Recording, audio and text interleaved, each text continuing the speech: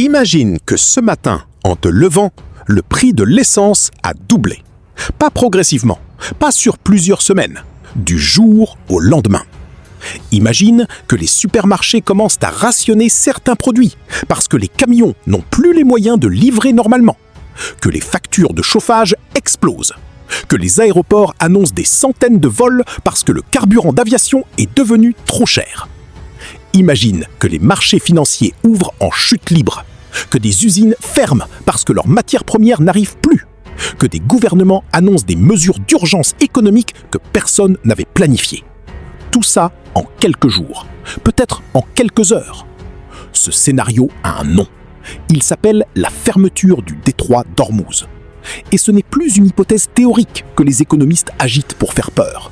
C'est l'arme que l'Iran tient dans sa main depuis le début de ce conflit. Une arme qu'il a menacé d'utiliser à plusieurs reprises. Une arme dont les gardiens de la révolution islamique affirment contrôler le déclencheur. Le détroit d'Ormuz est fermé aux navires ennemis. C'est ce que Téhéran a déclaré. Et même si la navigation commerciale continue partiellement, l'ambiguïté de cette déclaration suffit à créer une onde de choc sur les marchés mondiaux. Ce que tu vas entendre dans cette vidéo est l'analyse la plus complète possible de ce que la fermeture réelle du détroit d'Ormuz signifierait. Pas les formules simplifiées, pas les chiffres abstraits, la réalité concrète, semaine après semaine, de ce qui se passerait dans ton pays, dans ton économie, dans ta vie quotidienne, si ce corridor de 33 km cessait de fonctionner. Dans le dernier bloc, je vais te donner une information sur les scénarios que les gouvernements occidentaux ont planifiés en secret pour répondre à cette fermeture.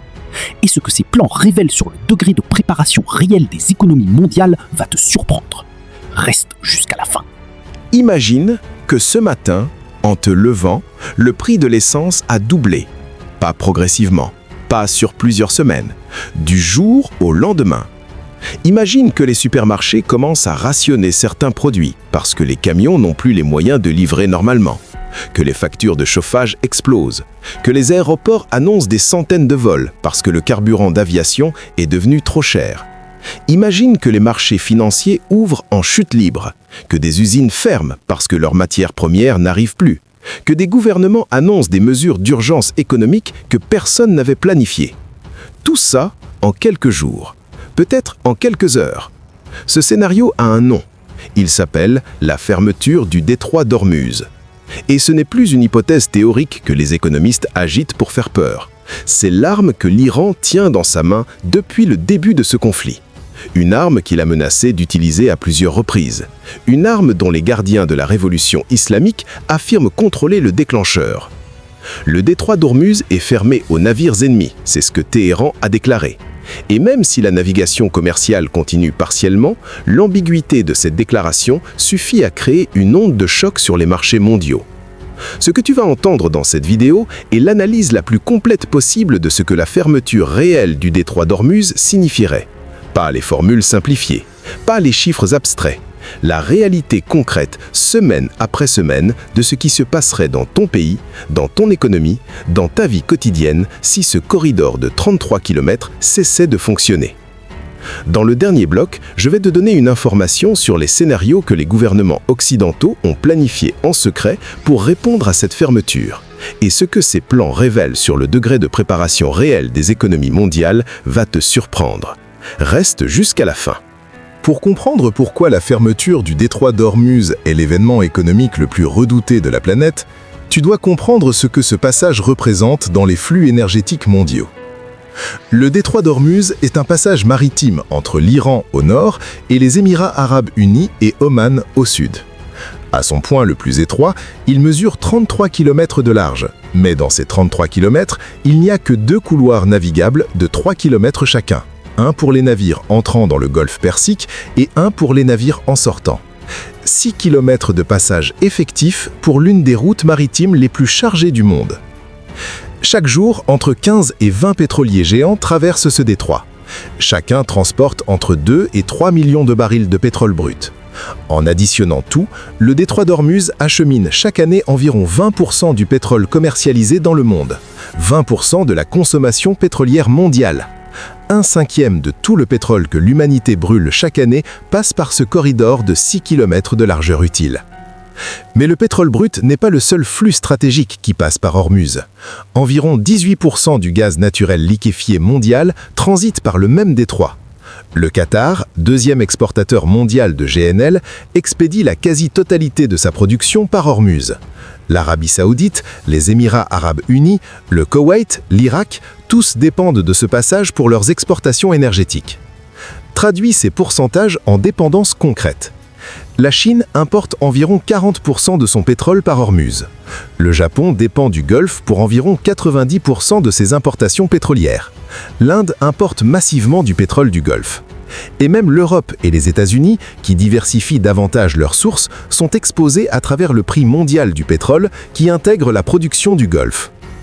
Il y a un chiffre qui résume tout. En 2023, environ 21 millions de barils de pétrole transitaient chaque jour par Ormuz. À 100 $ le baril, c'est 2 milliards 100 millions de dollars de valeur pétrolière qui traversent ce détroit chaque jour. Chaque jour. Fermer Ormuz, c'est bloquer 2 milliards de dollars de pétrole par jour, et c'est provoquer une onde de choc sur les prix qui se répercute immédiatement sur absolument tout ce qui consomme de l'énergie dans le monde entier. La question que tout le monde se pose est: est-ce que l'Iran peut réellement fermer le détroit d'Ormuz face à la puissance navale américaine? Et si oui, comment? La réponse courte est pas complètement, pas indéfiniment, mais suffisamment pour déclencher une crise économique mondiale majeure. Et ça, oui, la capacité iranienne est réelle. L'Iran dispose de plusieurs vecteurs de fermeture partielle ou de perturbation massive du trafic dans le détroit. Premier vecteur, les mines sous-marines. L'Iran possède des milliers de mines navales de différents types. Des mines de fond qui reposent sur le fond marin et se déclenchent au passage d'un navire, des mines flottantes ancrées à différentes profondeurs, des mines intelligentes qui peuvent être programmées pour cibler des types de navires spécifiques. Poser des mines dans les couloirs navigables du détroit en quelques heures est une opération que les gardiens de la Révolution peuvent réaliser de nuit avec des embarcations rapides. Et déminer le détroit, une fois miné, est un processus qui prend des jours, voire des semaines, pendant lesquels aucun tanker ne risque le passage. Deuxième vecteur, les missiles anti-navires côtiers. L'Iran a déployé des batteries de missiles anti-navires sur les îles qui jalonnent le détroit et sur sa côte méridionale. Des missiles Nour, des missiles Qader, des missiles Zafar, tous capables de frapper des navires de surface à des dizaines de kilomètres de distance. Un seul missile qui touche un pétrolier géant dans le détroit ne ferme pas forcément Ormuz, mais il envoie un message que aucune compagnie d'assurance maritime au monde ne peut ignorer. Et quand les assureurs refusent de couvrir les navires qui transitent, les armateurs s'arrêtent d'eux-mêmes. Troisième vecteur, les vedettes rapides et les drones navals. Les gardiens de la Révolution disposent de centaines de vedettes rapides armées qui peuvent mener des attaques suicides ou des attaques de harcèlement contre les navires commerciaux.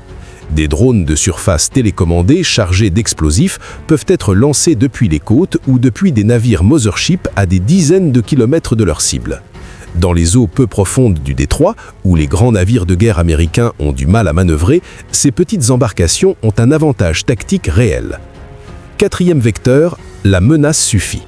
L'arme la plus puissante d'Iran dans le détroit n'est peut-être pas un missile ou une mine, c'est la menace crédible. Quand les gardiens de la Révolution déclarent que le détroit est fermé aux ennemis, les marchés réagissent immédiatement. Les primes d'assurance maritime explosent, les capitaines hésitent, les armateurs déroutent leurs navires. Le flux se réduit même sans qu'un seul coup de feu ne soit tiré. La guerre psychologique dans le détroit d'Ormuz est presque aussi efficace que la guerre physique. Faisons l'exercice de reconstituer ce qui se passerait dans les premières 48 heures d'une fermeture effective du détroit d'Ormuz. Heure 0, l'annonce tombe. L'Iran déclare le détroit fermé et tire sur un tanker pour démontrer que la menace est réelle. Les marchés pétroliers ne sont pas encore ouverts dans tous les fuseaux horaires, mais les marchés futurs réagissent immédiatement. En quelques minutes, le prix du baril de pétrole grimpe de 15, 20, 30 $. Les algorithmes de trading amplifient le mouvement. En quelques heures, le baril a potentiellement franchi des niveaux jamais vus. Premières heures, les compagnies d'assurance maritime commencent à contacter les armateurs.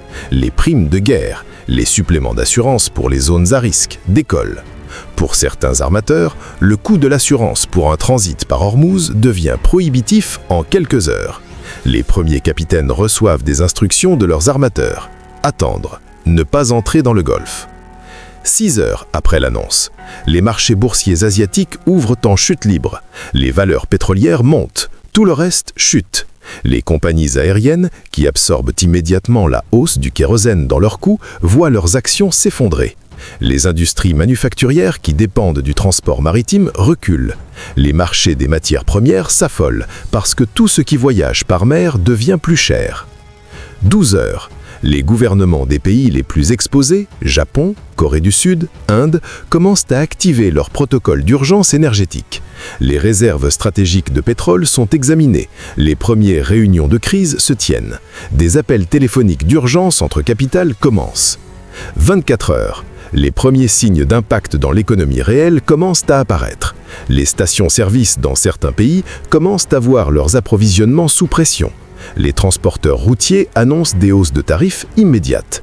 Les compagnies aériennes commencent à annuler des routes non rentables au nouveau prix du kérosène. Les supermarchés reçoivent des alertes de leurs fournisseurs sur des délais de livraison allongés. 48 heures. Les gouvernements occidentaux sont en session de crise permanente. Certains pays commencent à rationner les carburants pour les usages non essentiels. Les réserves stratégiques de pétrole, celles que les pays membres de l'Agence internationale de l'énergie maintiennent pour exactement ce type de situation, commencent à être libérées. Mais ces réserves représentent environ 90 jours de consommation. Si la fermeture dure plus longtemps, elles ne sont qu'un tampon temporaire. Et pendant tout ce temps, la flotte militaire américaine tente de forcer la réouverture du détroit. Mais déminer, neutraliser les batteries de missiles côtières et protéger simultanément les tankers commerciaux tout en faisant face aux vedettes rapides et aux drones iraniens est une opération qui prend du temps, beaucoup de temps. Du temps pendant lequel l'économie mondiale souffre. Sortons des abstractions économiques pour parler de ce que la fermeture du détroit d'Ormuz signifie concrètement pour quelqu'un qui vit en France ou en Europe. La France importe environ 40% de son pétrole du Moyen-Orient. Une part significative de ce pétrole passe par Ormuz. La fermeture du détroit ne coupe pas immédiatement l'approvisionnement français, parce que la France dispose de réserves stratégiques et de sources diversifiées. Mais elle crée une tension immédiate sur les approvisionnements et une hausse spectaculaire des prix. Regarde ce que le prix du carburant fait à ton quotidien quand il monte. Une hausse de 50% du prix du gazole en quelques semaines, qui est un scénario conservateur dans les premières semaines d'une fermeture d'Ormuz, représente plusieurs centaines d'euros de coûts supplémentaires par mois pour un transporteur routier. Ces coûts sont répercutés immédiatement sur les prix à la consommation. Les supermarchés voient leurs coûts logistiques exploser.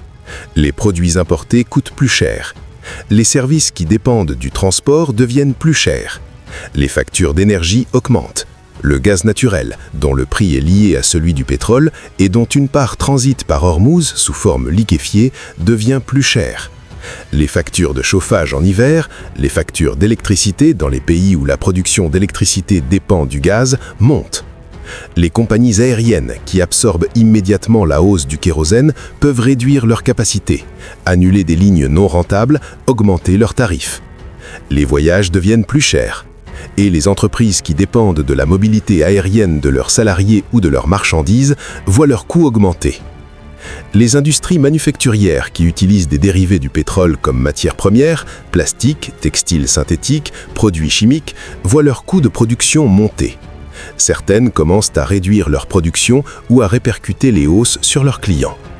Et tout ça crée une dynamique inflationniste qui se répercute sur tous les niveaux de l'économie. Une inflation que les banques centrales ne peuvent pas combattre facilement avec des hausses de taux d'intérêt, parce que cette inflation vient d'un choc d'offres externes, pas d'une surchauffe de la demande interne.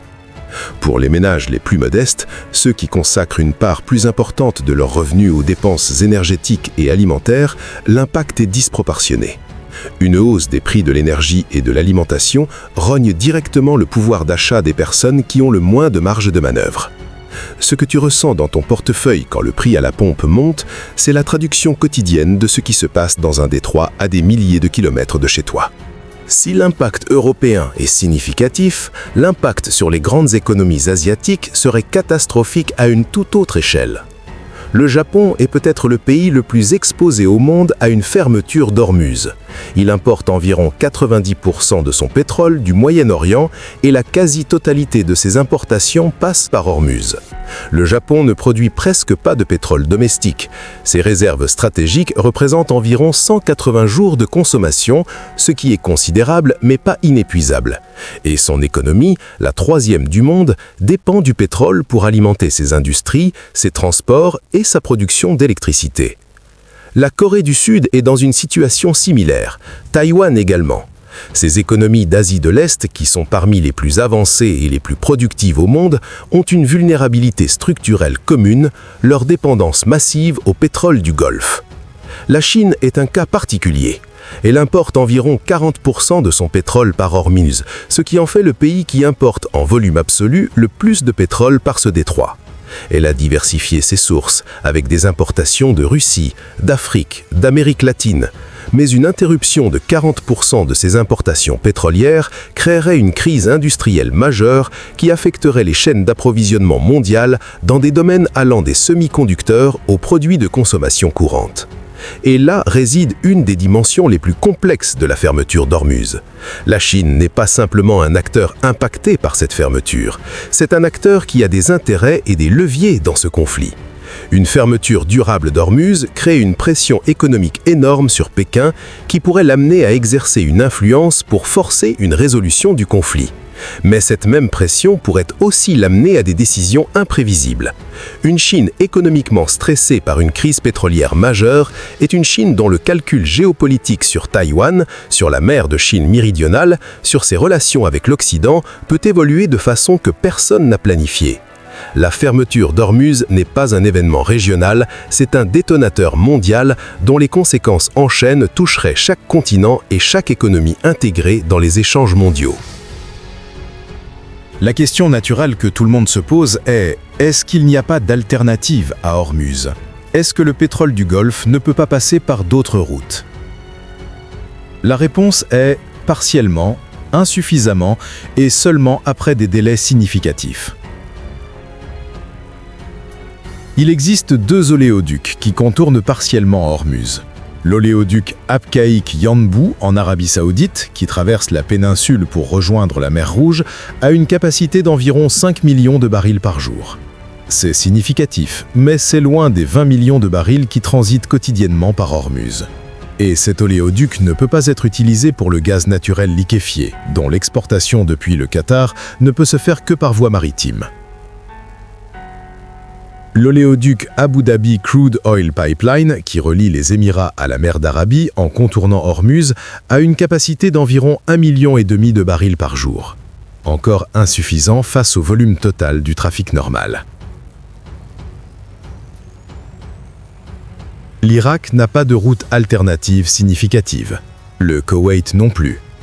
Et l'Iran lui-même, dont les exportations pétrolières passeraient par Ormuz en temps normal, contrôle le détroit et choisirait évidemment quels navires peuvent tasser. Il y a aussi la route maritime de contournement par le cap de Bonne-Espérance, le sud de l'Afrique. Les tankers qui veulent éviter Ormuz peuvent contourner l'Afrique pour rejoindre l'Asie ou l'Europe, mais ce détour ajoute environ 15 jours de navigation en plus à chaque voyage. Ce qui signifie que les mêmes tankers peuvent faire beaucoup moins de rotations par an. La capacité de transport effective diminue, les coûts augmentent et les délais d'approvisionnement s'allongent dangereusement pour des économies habituées à fonctionner en flux tendu. Les réserves stratégiques existent précisément pour couvrir ce type de rupture d'approvisionnement. Les membres de l'Agence internationale de l'énergie sont tenus de maintenir des réserves équivalentes à 90 jours de consommation. Mais 90 jours, c'est 3 mois. Si la fermeture d'Ormuz dure plus longtemps, ou si plusieurs pays puisent simultanément dans leurs réserves, l'effet tampon s'épuise. La conclusion s'impose. Il n'existe pas de substitut à Ormuz suffisant pour absorber une fermeture prolongée sans crise économique mondiale majeure. C'est pour ça que ce détroit est la seule arme de destruction massive non nucléaire dont dispose l'Iran. Et c'est pour ça que la communauté internationale, y compris des acteurs comme la Chine qui ne soutiennent pas les positions américaines dans ce conflit, a un intérêt fondamental à ce que le détroit reste ouvert. Si l'Iran fermait effectivement le détroit d'Ormuz, les États-Unis seraient sous une pression politique et économique immense pour le rouvrir de force. Et ils disposent de capacités militaires pour tenter de le faire. Mais ce n'est pas simple, et voilà pourquoi.